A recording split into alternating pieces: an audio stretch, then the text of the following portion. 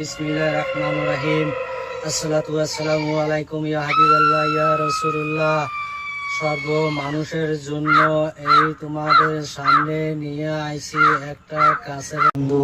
কোনো মানুষের যদি তোমাদের মাটি যদি দখল করে, তোমাদের মাটি তোমার সবসময় দখল করে থাকে, তোমাদের মাটি সবসময় ক্যাপচার করে থাকে, তোমাদের মাটি যে আছে মানুষের মাটি যে আছে তোমাদের মাটি বেদখল দেয়। এই গাছটা আছে এই 4 কোনা 4টে গাড়ি দিলে গেলে মানুষে তোমাদের মাটির থেকে উচ্ছেদ হয়ে যাবে।